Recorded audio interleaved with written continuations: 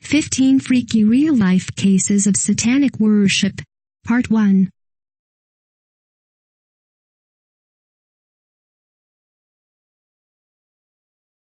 If you are brand new to our channel, we invite you to take a moment to subscribe.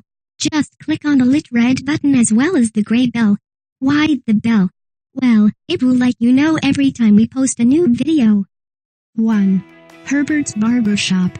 In Toledo, Ohio, Herbert Sloan led a satanic group called Our Lady of Ender Cove in from 1948 to 1975. Sloan, who worshipped Satan in the form of a horned god that apparently appeared to him in the woods when he was a child. He was a World War II Army veteran, hypnotist, card reader, medium, and even a barber, and regularly performed black magic in the back of his barbershop. Sloan's Coven believed in a strange off-brand version of Satanism. You should Google it, it is pretty weird, which generally kept membership numbers fairly low, and therefore it didn't really take off as a cult, unlike other mainstream groups such as the Church of Satan. However, while it might not have been the most famed satanic cult, the group members were some of the first public Satanists in the United States. That has to be worth at least some bragging rights, right? 2. Chuckies' basement discovery. Police found the bodies of 4 missing teenagers in the basement of a Chuck E. Cheese's restaurant. The basement was full of mold, garbage, debris, animal feces and satanic markings. The teenagers had disappeared between 2013 to 2015 and were locals of the city. The owner of the establishment, Melvin Wallace, was charged with their murders and a woman was charged as an accomplice. Reports say that Wallace had been performing satanic rituals and animal sacrifices for over a decade. It is thought that he abducted the children from the family fun center. Parents were shocked and appalled. One mother said, "We come here to have pizza and play games at least once a week." Melvin seemed like such a nice guy, a little weird, but a nice guy. Parents need to watch their children more closely. There are these crazy types of creeps everywhere. 3. Amanda Knox, devil worshipper. In Italy, accusations of Satanism are taken very seriously. Sometimes, Satanism is in the eye of the beholder. For example, in the well-known Amanda Knox trial, prosecutor Giuliano Mignini was convinced that the crime was associated with Satanism. He has said that it was premeditated and was in addition a rite celebrated on the occasion of the night of Halloween. A sexual and sacrificial rite that in the intention of the organizers should have occurred 24 hours earlier, actually on Halloween, but on account of a dinner at the House of Horrors, organized by Meredith and Amanda's Italian flatmates, it was postponed for one day. Eventually, he was convinced to stop his allegations of Satanism, but by that point everyone involved in the case had their own suspicions about whether or not Knox was secretly a devil worshipper. 4. Jack Parsons. In Pasadena, California, Jack Parsons, a well-known scientist who developed solid rocket fuel and co-founded the Jet Propulsion Laboratory, ran a cult out of his mansion. They didn't necessarily worship Satan, but Parsons did tell a friend he once summoned Satan when he was 13 years old.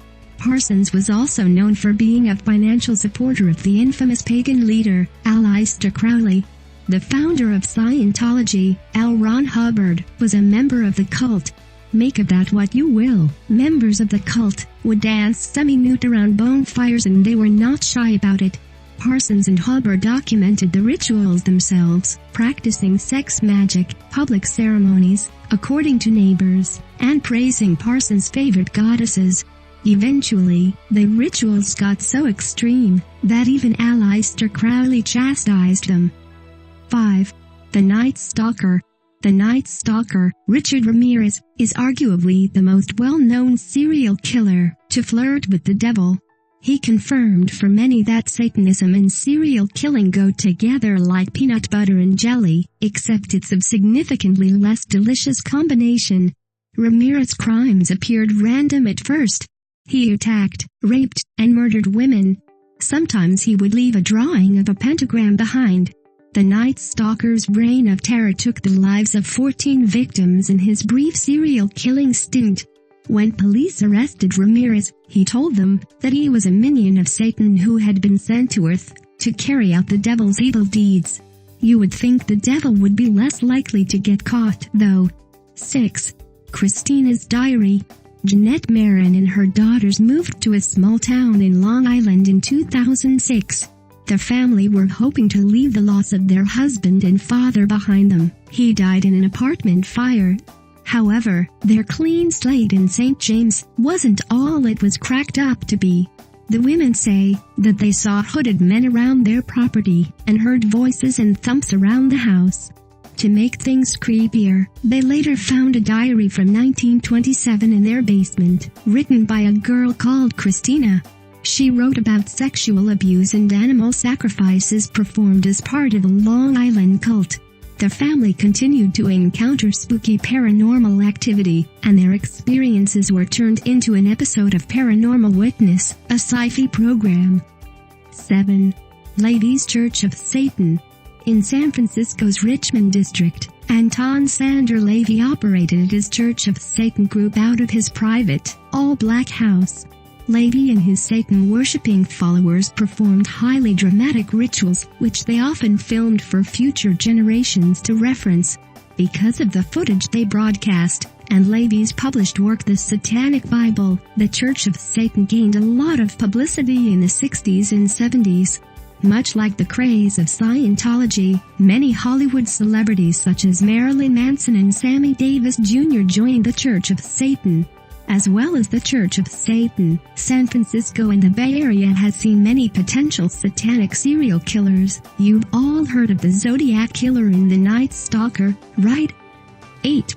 Switzerland's Goddard Tunnel Ceremony.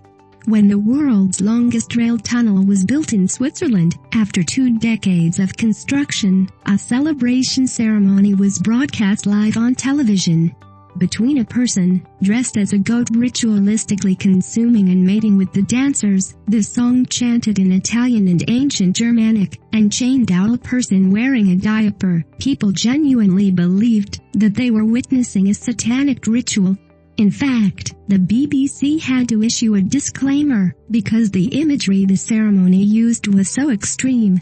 Rumors have been flying that the ceremony is tied to the New World Order and Illuminati. Perhaps some of the concern over the ceremony being ritualistic came from the fact that 9 workers lost their lives over the course of construction. Death always puts people on edge. But in all seriousness, what was that?